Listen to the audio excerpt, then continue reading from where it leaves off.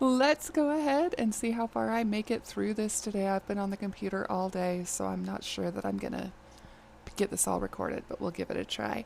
Today's lesson is geometric sequences, and I don't know what unit and lesson it is because I can't see, but I don't care. So let's see here. The first problem that we're going to deal with is Nicola is running for sophomore class president. He sends a political advertisement message to two of his friends, and they forward the message to another two friends after a minute. After another minute, the two friends each forward the advertisement to another two friends. Create a graph to represent this scenario. So this problem has two steps that you need to do. First, you need to create a graph, create a table, sorry. Then you need to create a graph. So we're going to work through this one together. So the first step in solving this pattern is to create a table with the minutes on the input side and the number of recipients on the output side.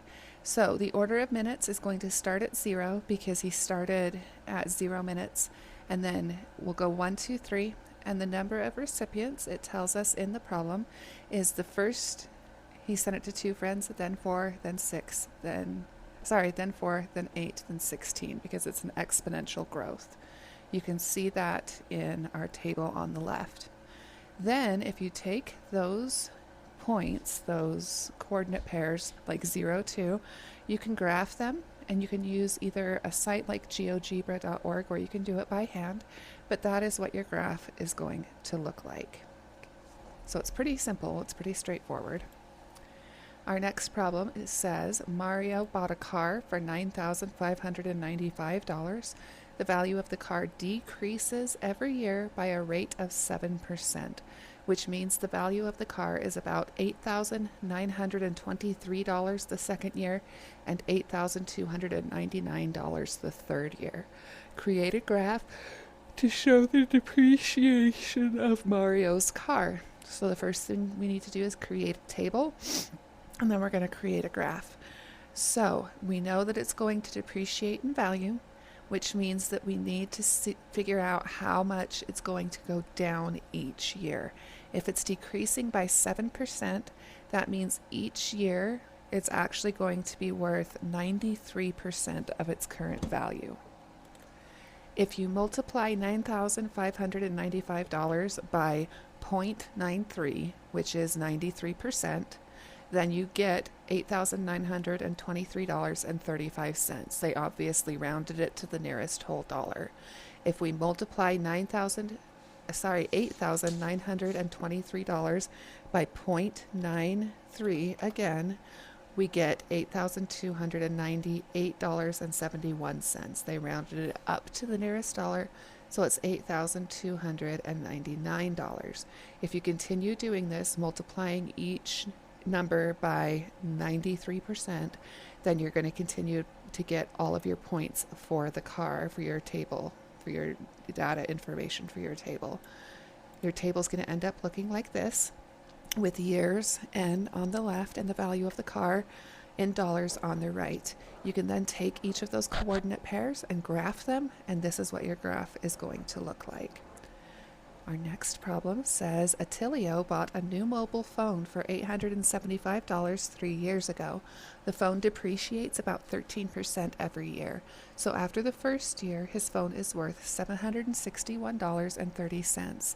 After the second year, it is worth $662.30. What does the vertical axis represent in this scenario?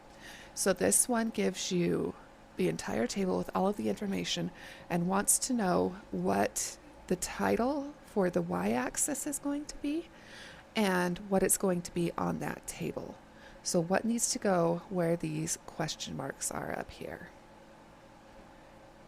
The answer to that is the vertical axis represents the value of the phone, dollars. So up here you would write value of phone, and then in parentheses you would put a $sign. The high school basketball championships are taking place at the end of winter. There are 16 teams that play in the first round, 8 teams that play in the second round, 4 teams that play in the semifinals, and 2 in the finals. Create a graph to represent this scenario. So this is what it looks like. Every time they play, half of the teams are eliminated. So it goes down really quickly. So the first thing you need to do is create a table, and the second is to graph the points. So the table is going to have which round you're playing, so 1, 2, 3, and 4, and then it's going to have how many teams are playing. So with first round it's 16, then it's 8, then it's 4, then it's 2. You can see our table here, 16, 8, 4, 2, and these give us coordinate pairs. Our first point is 0, 16, which is right there. Then we have 1, 8, right there, 2, 4, right there, 3, 2, right there. Now with these geometric patterns, we don't have a straight line. We can't just do this one and connect them. These 2 dots aren't on it. We're going to have a curve because eventually we're going to have a parabola because we're dealing with exponents like x squared. Next, we have Anastasia bought a baseball card for $7.50. The value of the card has increased geometrically every year by a multiple of 1.05. Graph the scenario. So first you're going to create a table and then you're going to graph the points. Every card, every slide that has a picture on it means this is your turn. It's your turn to solve this problem on your own. So pause this video and go ahead and solve the problem. Okay, so your table should look like this. We have the years that she's had the card. She started out when she bought it at year 0, after 1 year, 2 years, 3 years, and 4 years. And then she has the value of the card. When she bought it, it was worth $7.50. The first year it was worth $7.91, and then $8.33, and then $8.78, and then $9.26. And how you get these values is you take your initial value, and then you're going to multiply it by 1.05. That's what it told us to do in this. So you can see it's going up in value slowly every year. This one happens to be a straight line because we're not dealing with an exponent, we're just dealing with a constant rate of increase. In physics class, Sava and Danilo dropped a ball from a height of 10 feet to learn about gravity. The ball bounced 3/4 of the distance from the ground after each consecutive bounce. Graph the scenario. So first, you're going to create a table, and then you're going to graph the points. So go ahead and pause your video, figure this out, and then come back. Okay, so it's telling us that the ball bounced 3/4 of the distance from the ground after each consecutive bounce. So it came up 75%, and then 75%, and then 75%. So each time you're going to multiply by 0.75. That's going to give you, our bounce at the beginning, it bounced 10, it started at 10 feet when we dropped it. It didn't bounce the first time. On the first bounce, it came up 75%, which would be 7.5 feet. On the second bounce, it came up 5.6 feet. Then on the third bounce, 4.2 feet. On the fourth bounce, 3.2 feet. And you can see this line has just a little tiny bit of a curve here. It's not exactly straight. Okay, this one is all you too. It says Samantha and James are purchasing a house for $450,000. Their loan officer informs them that their principal will decrease by 6% each year if they make the minimum mortgage payments. Complete the table to predict the principal for the first 3 years. Round to the nearest hundredth if applicable. So they just want us to complete the table for this one. So when they took the loan out, they took a loan for $450,000. Each year, this principal that they owe is going to go down by 6%. 6% is 0.06. So that's what you're multiplying by. That's going to give you, it's going to go down by that much. I apologize, that's not what you're multiplying by.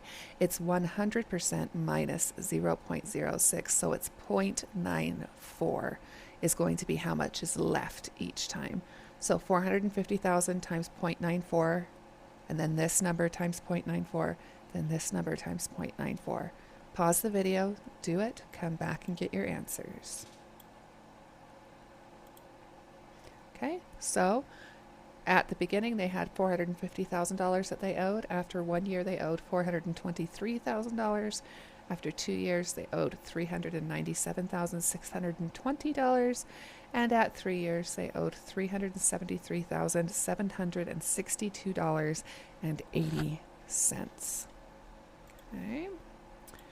So, to go to your practice at the end, question number 1 says a savings account is opened with $15 and increases monthly by 20%. Complete the graph of the geometric sequence by labeling the points. Round all answers to the nearest hundredth if necessary. So here's our graph. They just want you to tell them what each of these points are. So let's do this together. This is telling us that our first point is 0 and 15. That's really nice and clear. So we're starting at $15, and each month is going up by 20%. So we're going to do 15 times 0.2, and that's going to give us our next point. 15 times 0.2 gives you 3. So it's 15 plus 3, which would be 18. So at 1 and 18, that's where it matches. If you don't want to have to add them together, then take 18 times 0.8, because 100% minus that 20% is going to be how much it's increasing each time. That's going to give us 14, that's taking it down. I did that wrong. So it's going up by 20%, so it's 1.2. So take 18 times 1.2, and that gives us 21.6. And look, that lines up, okay? So 21.6 times 1.2, because we have all of the money we had before, plus an additional 20%, and that gives us 25.92, which is right there. And we're going to take that and multiply it by 1.2. And that's going to give us 31.104. And that will label all of your points. Oh, I didn't fill in the one that I didn't put in the chart that had all of the points in there. Let me fix that. Oh, that's why I didn't. It's because it's the practice. So I have to go through and mess with Angie's actual assignment in order to do that, and I'm not going to do that, but you have all the points. Practice question 2 says Jamie and Eddie are buying an apartment for $320,000. Their loan officer tells them that their principal will decrease by 4.5% every year if they make the minimum mortgage payments. Complete the table to predict the principal for the first 3 years. Round to the nearest hundredth if possible, which is standard money cents. Okay.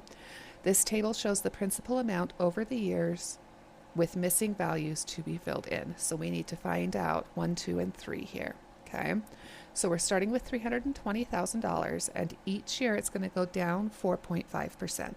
So you take 100% and you subtract 4.5%, which is going to give us 95.5%.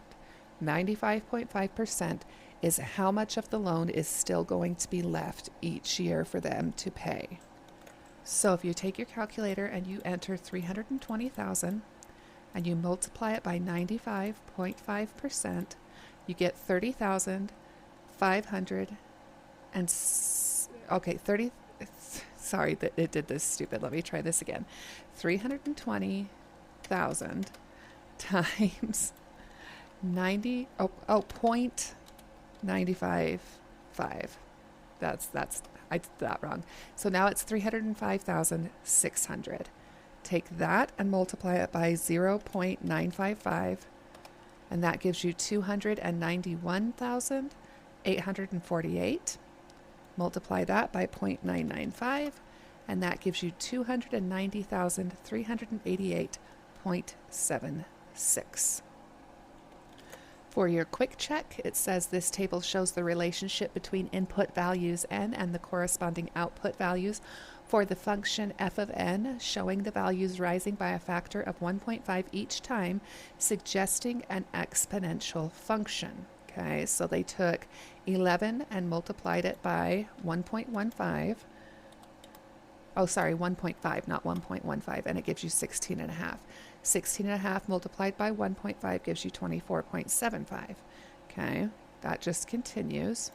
I'm not sure what the question was for that one. I apologize, but that's what it looks like. You'll have to go because I don't give you the answers to the quick checks anyway. Quick check question 2 says this table shows the relationship between the number of minutes elapsed and the number of messages sent. The table shows how a text message went viral. What point should be graphed to represent the third term in the geometric sequence? So which one of these is the third term in the geometric sequence? Stop and think about it. Don't make a silly mistake. Slow down. Really think about it. Okay. Back to the lesson. An exponential function is written as f of x is equal to a times b raised to the power of x. A must not be equal to 0, the starting value. B must be greater than 0 but not equal to 1 and is the common ratio. And x must be a real number. An example is when a number continuously doubles. So an exponential function is dealing with a number raised to a power, so like x squared. This little chart right here shows that the difference in y is multiplied by 3 every time, while the difference in x is increased by 1 every time. So this is adding 1, this is multiplying by 3.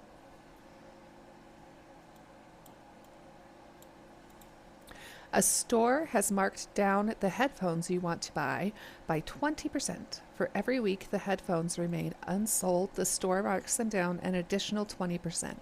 Suppose the original price is $250 and the store marks it down every week. It does not sell. If the headphones stay on the shelf for 4 weeks, what is the final price? How can a geometric sequence represent the situation? So the first thing you need to do is write the sequence, and the second thing you need to do is find the common ratio. So we're just going to put the numbers down in sequence order. We know the original price is $250, so that's the first number in the sequence. And we know it's going to go down every week by 20%. So what you're going to do is take this $250 and multiply it by 0.8. That's 80%. 80% of the price is still going to be left. 100% minus 20% is 80%. So 250 times 0.8 is 200. So our first two terms are 250 and then 200. Then you multiply 200 by 0.8 and you get 160. I'm going to come over here so you can see this. 250 times 0.8 is 200. 200 times 0.8 is 160. 160 times 0.8 is 128. 128 times 0.8 is 102.40. 102.40 times 8 is 81.92. This is the price dropping by 20% each week that the headphones don't sell. Okay. Another way to represent this same sequence is doing it with exponents. So our first number is 250, and then we have 250 times 0.8, okay, which will give us this 200. Then we have 250 times 0.8 squared, which will give us 160. Then we have 250 times 0.8 cubed, 128. 250 times 0.8 to the fourth, 102.40. And 250 times 0.8 to the fifth, 81.92. So when it's asking you how a geometric sequence can represent the situation, it just wants this, which is really easy to write out. Okay, next we have, let me get to where I am in my notes. Y equals a times b raised to the power of x is our formula. Okay.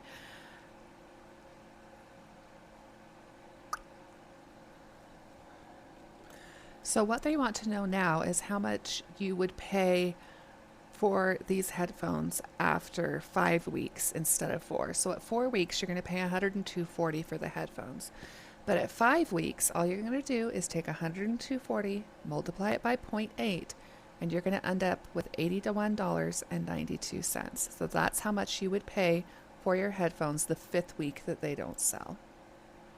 Okay.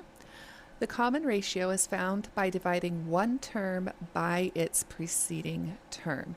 So for example, here you would take 200 divided by 20 to find the common ratio. And it would be the same as 2,000 divided by 200 and 20,000 divided by 2,000. You're going to have the same number each time. Just like back here, it was 0.8. That's the common ratio. Okay. Consider the following sequence and determine the common ratio for the next two values in the sequence. Okay. Represent the sequence exponentially. So we have 20, 200, 2,000, 20,000, and then they want to know what these two are going to be. So first, you're going to divide consecutive terms to find the common ratio. You can use any terms that are next to each other, and then you're going to represent the sequence using exponents. So, doesn't matter which ones you use, any two that are next to each other will work, but you're always going to end up with 10 as your answer. So the common ratio is 10. So 20 times 10 is 200, 200 times 10 is 2,000, 2,000 times 10 is 20,000. Our next two numbers will be 200,000 and then 2 million. If you're going to write this as represented exponentially, that's how they worded it. If you're going to write this exponentially, first one is 20, second one is 20 times 10, then we have 20 times 10 to the second, 20 times 10 to the third, 20 times 10 to the fourth, 20 times 10 to the fifth. And it's, if you're having a hard time tracking between the two, it's really easy because 20 is 1, 20 times 10 is 2, 20 times 10 to the second, so here's 3, which is actually 2, 4 becomes 3, 5 becomes 4, 6 becomes 5. Okay, if that's any help to you. If that didn't make sense, don't worry about it. Doesn't matter. 30 flies are in a barn, and their number will double each week. The equation y equals 30 times x to the power 2 to the power of x gives the population after x weeks. How many flies will there be after 8 weeks? So you get y equals 30 times 2 to the power of x. Okay, that's the formula they gave us. They want to know how many flies we're going to have after 8 weeks. So we're just plugging 8 in for x. That's all we're doing. Okay, so PEMDAS order of operations says we have to do exponents first. 2 to the power of 8 is 256. 30 times 256 is 7,680. That's how many flies there's going to be after 8 weeks. You can see the whole series here, 30 times 2, because it's doubling every week, is 60. 60 times 2 is 120. You can see that whole progression right there. An explicit formula is a sub n is equal to a sub 1 times r raised to the power of n minus 1. So it wants us to find the explicit formula for the sequence 7, 21, 63, 189. Then find the seventh term in the sequence. So first find the common ratio. Second, substitute the starting value and common ratio into the general explicit formula, which is right up here. And then 3 is simplify. Let's do this together. So we have our general formula right here, and they want to know the seventh term in the sequence. So a sub 1 is going to be equal to 7, and a sub n, here's the general formula again, right here, okay? So we're going to substitute a sub 7 in, and then we'll have is equal to, we know that a sub 1 is equal to 7, so that goes right there, times 3 to the power of 7 minus 1, which is 6. Did all of this make sense? We'll go over it again just to be sure. We're doing the 7th week, okay? So a sub 7 is equal to 7, which is a sub 1, times r. We found that by dividing any two of these together. They chose 63 and 21. So 63 divided by 21 is 3. Any two consecutive terms is going to give you 3. So our common ratio is 3. Okay, so 7 times our common ratio 3 raised to the power of n minus 1. Our n is 7.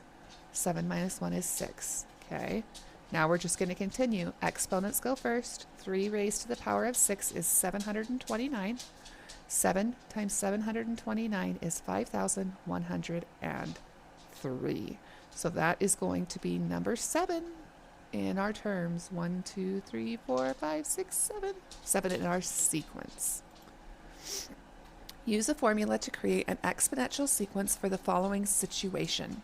Suppose 50 flies in a barn will triple in number each week. How many flies will there be after 6 weeks?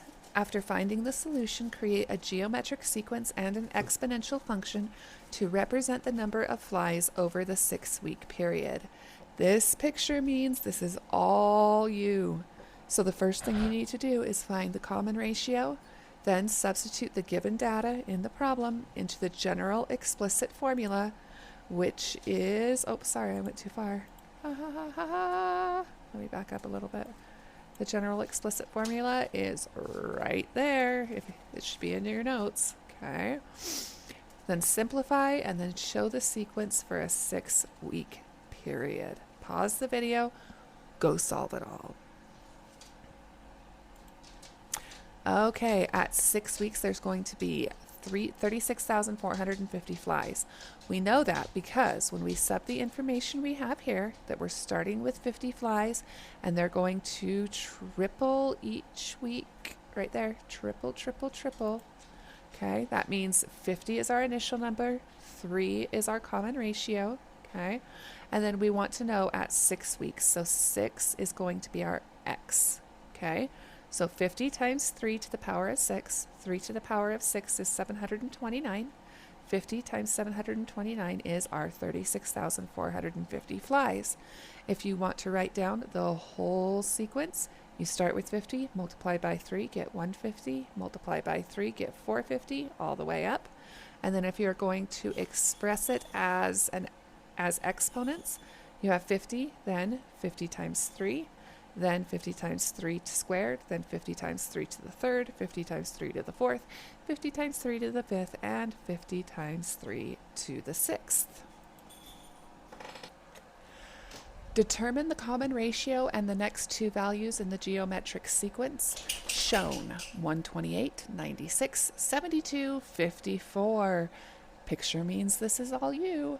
The starting value for the sequence is, the common ratio for this sequence is, the fifth term in this sequence is, the sixth term in the sequence is. Pause the video, come back. Okay, starting value is really easy. It's right there, 128. Common ratio, you find that by taking 96 and dividing it by 128, or any two consecutive terms, and that is going to give you 0.75 or 3/4. That's our common ratio. The fifth term, you would figure that out by just going to the next one. So 54 times 0.75 is 40.5. And the sixth term, you would take 40.5, multiply it by 0.75, and you'd get 30.375. Okay, this is on your practice at the end of the lesson. Bacteria quadruples on a daily basis. After the first day, there were 50 bacteria. Using the general exponential equation right there, what value would represent a sub 1? Okay, so the steps to do all of this, I actually typed this in without stopping to think about the problem because I was really tired. We don't need to find the common ratio, unless that's what a sub 1 is, and guess what? It's not. The common ratio goes over here. So we don't need to do that one. We don't need to substitute the data. We don't need to simplify. All we need to do is figure out what goes in a sub 1. So pause the video, stop and think about it, come back.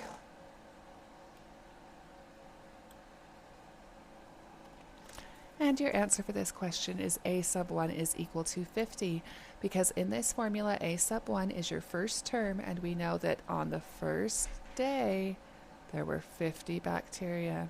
Oh, it says it quadruples on a daily basis and after the first day, so I guess we need to take 50 and divide it by 4. So I'm going to change my answer.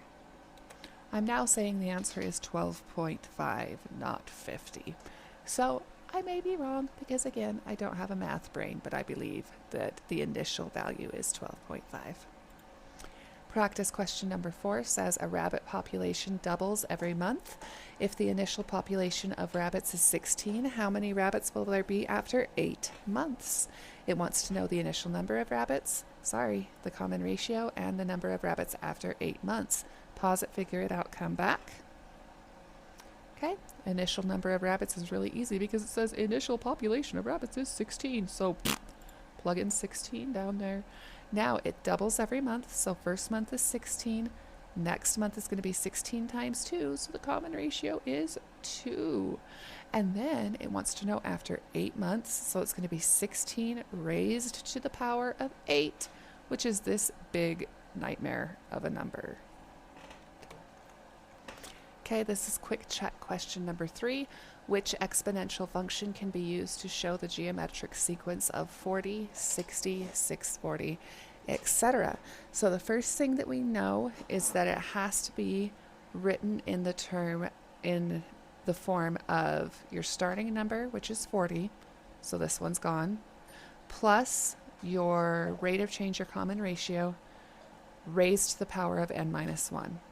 So this is the only one that is written in that form, that you have your starting number, a plus, a rate of change, raised to the n minus 1.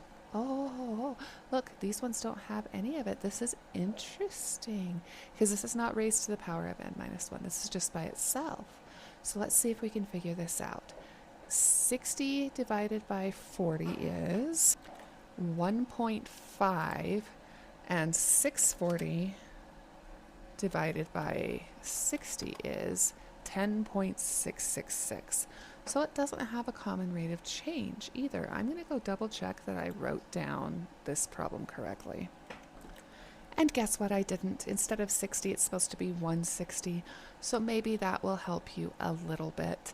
I'm not supposed to solve these ones for you anyway, because this is the quick check, not the practice. So I wish you luck on that. Quick check question number 4 says every year that a car is on the road, it loses value. If a car loses 15% of its value each year and its beginning value is $24,500, what will be the value of the car after 5 years? So how you're going to solve this is it loses 15% value each year, which means it retains 95%. So you'll take 24,500, multiply it by 0.95, and that's going to give you your second year's value. Take that number, multiply it by 0.95, that will give you number 3. You're going to do that until you hit year 5, and that will give you your answer. Continuing with the lesson, an explicit formula is written as a sub n is equal to a sub 1 times r raised to the power of n minus 1, which we've already dealt with. We've been working on this. So our next question is, if the function f of 5 is equal to 8 times 75 raised to the power of 5 minus 1, the starting value is blank, the common ratio is blank, and the term being found is blank. This is simple enough. You should be able to do this on your own, but if you need help, that's okay. We'll work on it. So the starting value is this number right here, which is 8. Okay. The common ratio is 0.75, and the term being found is 5 because it's n minus 1, so this is n. You could get it from here or get it from there. Okay, that's just a quick little review. A geometric sequence has an initial value of 5 and a common ratio of 3. Write a function to represent the sequence. So you're going to use your general formula and you're going to plug in the information it gave you to get it. It's pretty straightforward. It's f of x is equal to 5 times 3 raised to the power of x minus 1. Here's your initial value. Here is your common ratio. This can also be written as y, but it tells us that it's a function. Write a function, so it has to be f of x. Here we have another one that says f of x is equal to 5 times x raised to the power of x minus 1. That's the formula that we have here, okay? So it says that the first 4 numbers in the sequence are 5, 15, 45, and 135. It gives us that information. We can then take this and translate it into a table where first term is 5, the second term is 15, the third term is 45, and the fourth term is 135. Now we have coordinate pairs that we can graph. 1, 5 is down here, 215 is right there, 345 is right there, and 135 is right there. This line does have a slight curve to it. It's hard to tell because it's so zoomed out, but it's not a straight line because it has a power. It's raised to a power. A geometric sequence has an initial value of 6 and a common ratio of 2. Write a function to represent the sequence and then graph it. So first you need to write the function, then create a table with coordinate points, and then create a graph using the table.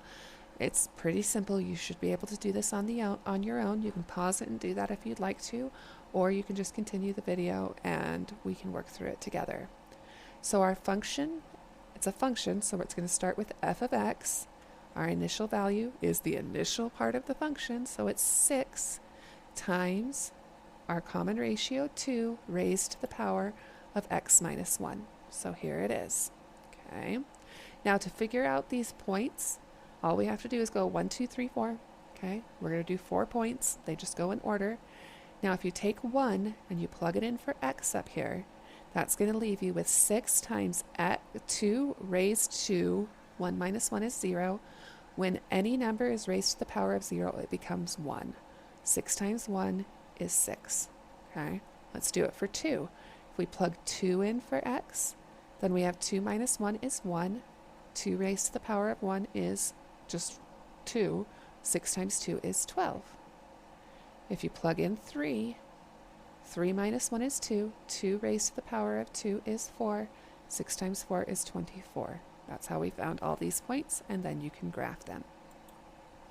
You are baking bread, and you need to wait for the dough to rise. The dough will rise by 50% every 2 hours. If the dough currently has a height of 3 inches, how high will it be after 8 hours? Okay, so again, we're going to make a formula, make a table, make a graph. So the formula is going to be the initial height is 3 times how much it grows. We have 100% of how much it's grown plus an extra 50 every 2 hours. So you're going to multiply your number times 1, which is 100%, 0.5, which is another 50%. So your formula is, go away thing, I don't want a title page. So your formula is going to be f of x is equal to 3, which is our rate of change, our common ratio, times 1.5, 100% plus an extra 50%, raised to the power of x minus 1. To find our points, we're going to go 1, 2, 3, 4, 5. Okay. Then we're going to substitute 1 in for x here. 1 minus 1 is 0. Any number raised to the power of 0 is 1. 3 times 1 is 3. Okay. If we plug in 2, 2 minus 1 is 1. 1.5 to the first power is 1.5. 3 times 1.5 is 4.5. You continue that with these other numbers, then you plot it, and you get this beautiful little graph.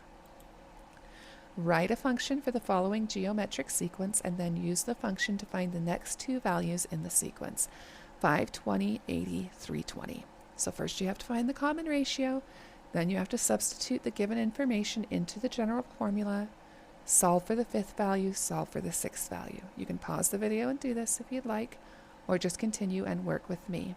So to find the common ratio, you just take 2 adjacent numbers like 20 and 5. 20 divided by 5 is 4. 80 divided by 20 is 4. It works for all of them. So the common ratio is 4.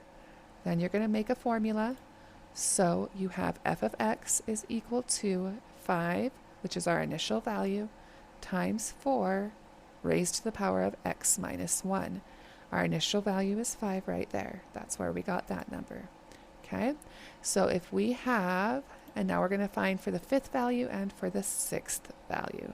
So for f of 5 is equal to 5 times 4 raised to 5 minus 1. Right there, 5 minus 1, which is 4. 4 to the 4th power is 256. 5 times 256 is 1,280. So the 5th term is 1,280. Let's do it for 6. We have 5 times 4 raised to the 5th power because it's 6 minus 1. 4 raised to the 5th power is 1,024. Times 5 is 5,120. So the 6th term is 5,120.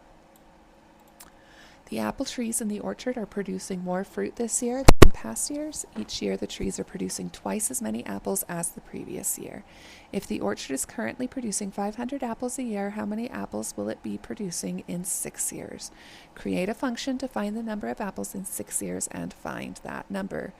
Picture, so you're on your own for this one. Go ahead and create a function, write the problem, and then find out how many apples there will be in 6 years. Pause the video, come back. So we have our function, and then we plugged in 6 to our function. So f of 6 is equal to 500 times 2, because it doubles every year. We started with 500 apples the first year. 2 raised to the power of 6 minus 1. So that's 2 raised to the 5th power. 2 raised to the 5th power is 32 times 500 is 16,000 apples in the 6th year. We survived this lesson. We did it, people. We did it. Go finish your practice and your quick check. If you have any questions, I'm going to stop listing these as for kids so that you can leave comments and stuff. Tell me where I messed up. I'm sure I did. You're not going to hurt my feelings. Okay, bye guys.